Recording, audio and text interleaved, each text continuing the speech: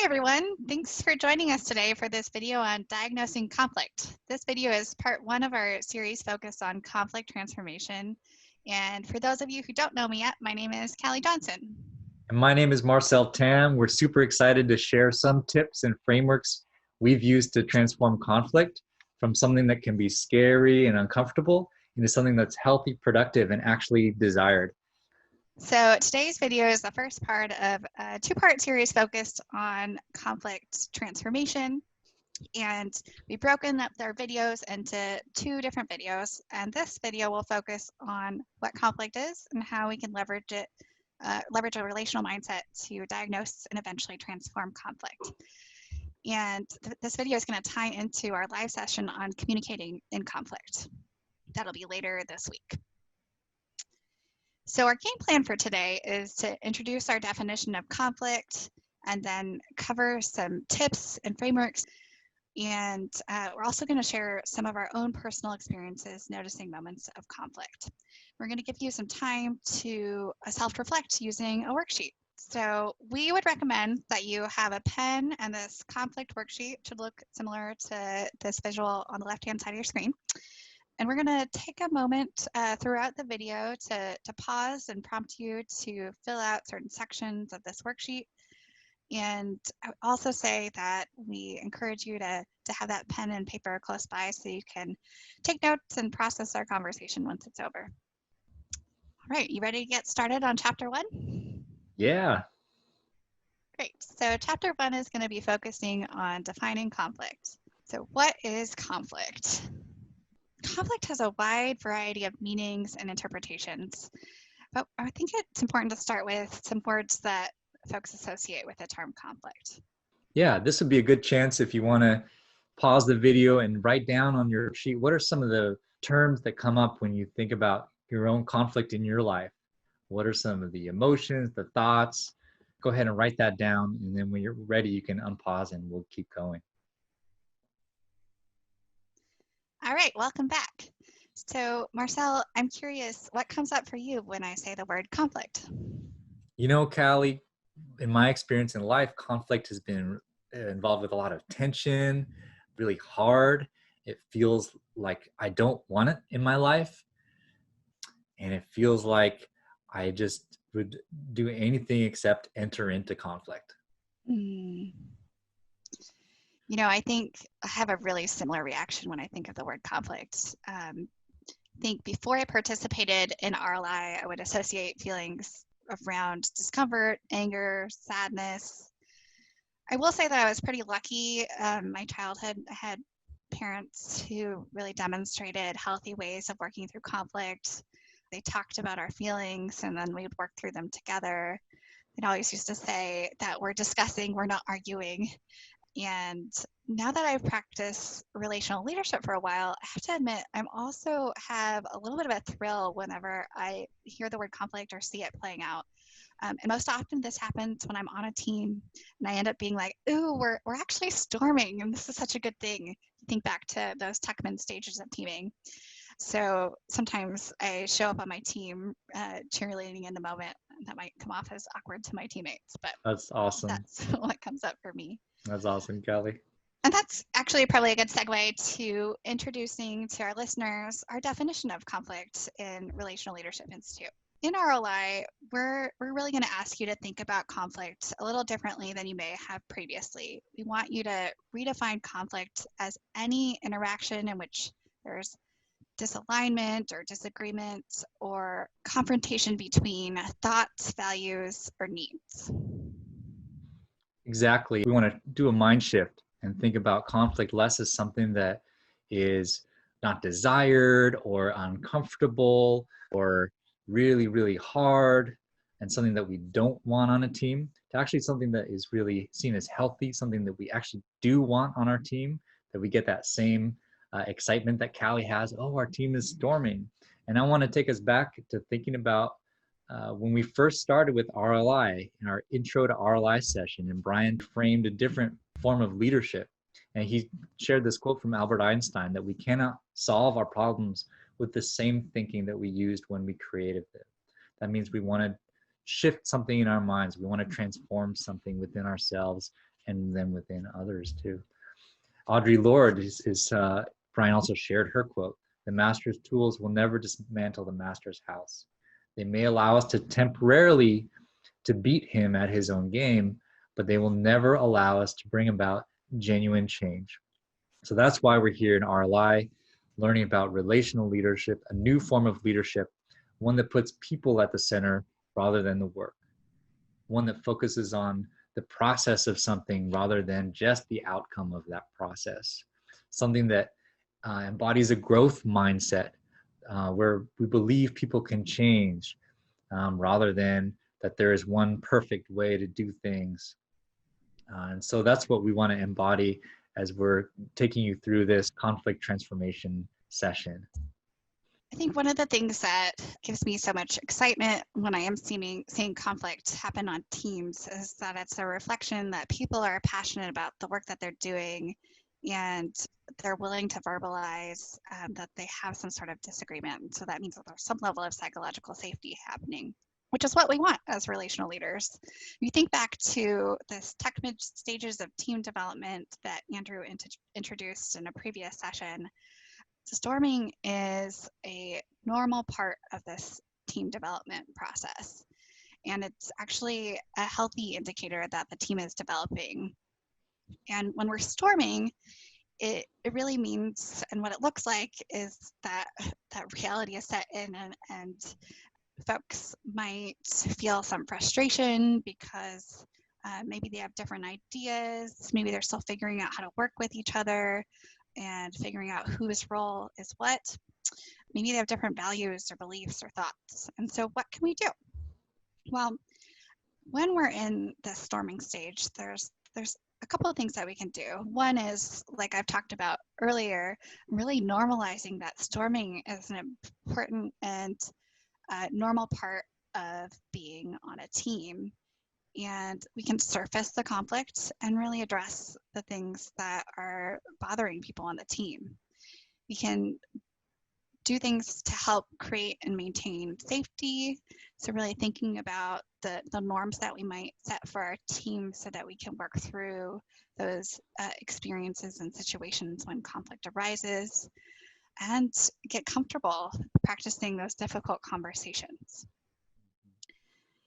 Yeah, thank you, Kellen. I just wanted to highlight that, like you were saying, when we've experienced that storming on a team, for me, it's just a sign that people are engaged. They actually care about the work to the point where there is a conflict. And I also get that similar excitement that you're talking about. Sometimes it's harder though when you're like, the conflict involves you. You're not just observing it happening on your team. So we're going to talk about that a little bit more today.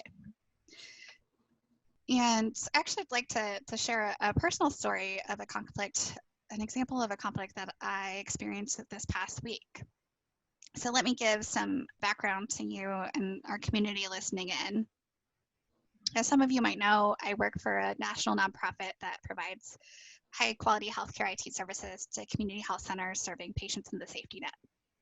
And over the past 6 weeks or so, I've essentially been project managing a critical compliance project to help ensure that our organization is compliant with a new federal information blocking law that was set to go into effect on November 2nd. So it's Tuesday, October 27th. We have about 4 days until we need to have all of our technical changes in place so that patients can automatically see information in their patient portal that was collected through the electronic health record. So 4 days until we're compliant with the law. And I'm in an afternoon meeting and I discover that one of our key technical changes that we need to have in place before November 2nd hasn't even been started. In fact, Jay, who's our developer, he didn't even know that it needed to happen. Now, I know that our project sponsor, Paul, spoke with Jay's manager, Rick, the previous week about the changes that were supposed to take place.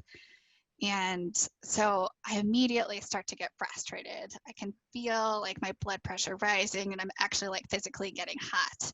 And I'm also like close to tears as I'm starting to panic because we only have about 4 days to be in compliance with this law, and I think this technical change is going to take a little bit of time. So I'm realizing that I need to have a really forthright and kind of probably difficult conversation with this manager, Rick, to make sure that we have a plan moving forward, but also to kind of understand what happened.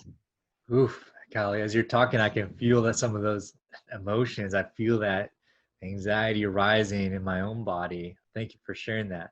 So folks, as we go through, make sure you're following along in your worksheet, and we're gonna share with you Callie's experience of this conflict as we go through. So there's lots of different ways that we can think about conflict. And today, Marcel and I want to introduce you to 4 levels of conflict. So we have intrapersonal, which is conflict that we're feeling in ourselves, interpersonal, which is conflict between 2 people, intergroup, conflict that's happening between more than 2 people, and intragroup, between 2 or more groups. Marcel, do you have any examples of conflict at each level that might help folks Oh yeah. listening in? Yeah, so internal conflict, those are the things where we're deciding, what are we going to do? Are we going to vote for this person or this person? Are we going to decide to go out to eat or not? Are we going to respond to that email that we want to respond to? I don't know. So those are those intrapersonal conflicts. Interpersonal conflicts are like what Callie's describing, where she has a conflict, she feels this emotion, lack of alignment of thoughts, beliefs, and values with Rick. So that's one person to one person, interpersonal. Intra-group is, let's say you have a unit in your department or a team, a clinical team, and there's conflict between more than 2 people within that team. That's another level of conflict. And then the last one, intergroup, is where you have a whole group. So for, let's say, for example, you might have a conflict between Israelis and Palestinians. And those are large conflicts. And we are going to focus on the interpersonal level. Yeah, we could probably spend a full cohort talking about just conflict in general. So again, just to define the scope, hey, we're not going to be resolving systemic oppressions. I think that's maybe what you're going to mention, but we're going to focus on interpersonal conflict, which is where we can take a relational approach. So you can follow along in your worksheet. We've got some space there too. You think about interpersonal conflicts, no 2 conflicts are the same, right? Yeah, that's a good point. So before we can begin any process of transforming a conflict that we're in with somebody at work or elsewhere, we need to identify the significance of the conflict and choose whether or not we want to engage with that other person. Something that folks are probably already doing either consciously or sometimes subconsciously. You're asking yourself questions like, do I want to engage in this conflict, or do I just want to let it go? What are the costs of the decision I make? If I don't engage in this conflict, what happens? If I do, what will happen? So for me, as I was thinking back to the example with Rick, this wasn't a problem that I was repeatedly encountering with him, but the stakes were pretty high for me and my team. And I knew if I didn't say something, lots of people were depending on this functionality, so we needed to make something happen. So I think this visual on the slide here, which shows one way to think about the significance of conflict. Is it happening? Is it something that's happening frequently? Does it have a large impact? This can be a good way to help you decide if this is a situation where you want to engage in some sort of dialogue. And, in my experience, when a conflict happens in my workplace, it's not usually something that's so egregious that I have to say something in the moment. Most often, it's those little behaviors over time. You can think of the stapler in office space, or maybe a meeting that is constantly being rescheduled, or someone that's consistently interrupting others in a meeting, or maybe somebody that you keep trying to reach out to via email, but they never respond. Those types of things that are happening over time might be things that result in some sort of conflict that you might want to address. Exactly, Kelly. And there's no right or wrong answer for this. It's all up to what's your level of significance. So just when you're thinking your conflict, on your worksheet, you think about at what point are you feeling like this is significant to where it's impacting you and happening enough times that it's important to you. You know, the other thing to kind of keep in the back of your mind also is the harsh but sometimes true reality that the common denominator in all of our relationships is us, is ourselves. And so I think that's important to notice as you're engaging in conflict or noticing interactions that are causing some sort of tension with you. Is there anything that you're doing that might be contributing to the situation? And we'll talk more about that in a little bit too. So one thing that can help once you've decided maybe that the costs are such that it isn't important to engage in a conflict is also to think about your relational mindset, thinking about the context from a relational standpoint. So when you're engaging with somebody else on a conflict, does this relationship actually matter to you? Do you value their well-being, and are you then going to interact with somebody in a way that will help further along your relationship, so to speak? Marcel, would you add anything on this slide? Yeah, thinking about, and we'll talk about it more later, but are you in a place where you want to engage with this person from a relational mindset? And again, that's the ability to hold an optimistic stance that's informed by systemic understanding and values the well-being of others. And we talked about that in the coaching session. So think about, do you want to bring that to this, whatever conflict? And if you're having a hard time remembering what an optimistic stance means, an optimistic stance has three fundamental beliefs that come along with it. One is that we believe that people can change. We believe that people have the tools and the solutions to be able to make that change, and that people actually want to change.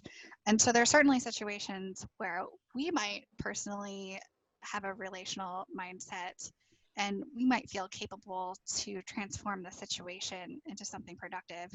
That doesn't always mean that other people feel that way. And so that's something to keep in mind as you're engaging in dialogue and conversation. How did that feel like for you, Callie, with Rick? Did you feel like you're able to take this optimistic stance with him? Good question. Yeah, I have a personal relationship with Rick. We've got to spend some time together in person pre-COVID, and I really, really wanted to have the assumption that something else happened. I will admit that my initial thought process was like, this guy is really irresponsible. Why is this happening? But as I got myself ready to have the conversation, I was able to take a deep breath and really think about approaching the conversation from an optimistic stance, which I feel good about now in hindsight. So one trap we can fall into when we're in situations of conflict is the blame cycle, trying to understand who's at fault, saying in our heads or maybe out loud, it's all somebody else's fault. It's not our fault. We don't have to take any ownership of what's happening. And instead, what we want you to think about in the Relational Leadership Institute is that instead of trying to determine who's at fault, we can really think about what could we have done differently and what can we learn from this situation so that we can both grow. And having that relational mindset really helps you move away from this false choice that there's one right answer and one wrong answer. Exactly, Callie. And I just want to add to that, it can be really hard to get out of this fixed mindset when the systems around us are structured in a way that reinforce it. So the legal system, for example, is all about finding who's at fault for something, or many different other ways of thinking that are just in our culture, in our organizational culture or in the larger culture, are designed to figure out who is to blame for something. And so we're trying to separate from that and again acknowledge, like Callie said, there's no one perfect answer. This is not a conflict around does 2 + 2 = 4. That is not the scenario.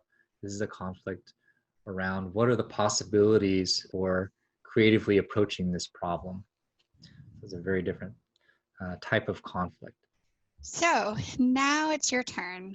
We're going to give you some time to take a moment and reflect on your own experiences and choose a situation that you've either already kind of worked through with somebody or something that you maybe are working through right now, and reflect on what's happening. What are you noticing? Who's involved?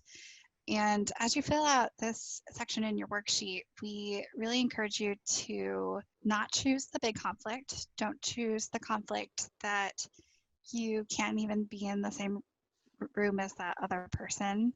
And don't choose the small conflict that you don't think is worth actually engaging, that the level of significance is such that you wouldn't even engage with another person. Choose something sort of in the middle that you know you want to transform or want to reflect on how you might have approached that situation differently. Anything you would add, Marcel? Yeah, exactly, Callie. Find a conflict where it's you and one other person. It's interpersonal. It matters enough to you to actually engage in it. It's something that you're realistically going to try in the real world. That it impacts you or it's happening frequently enough to matter. And then where you're going to be in a space emotionally, mentally, where you can use a relational mindset approach and believe in that optimistic stance that we talked about earlier. So find that conflict, write it down, and then bring it to the next video. We'll see you all then. See you soon.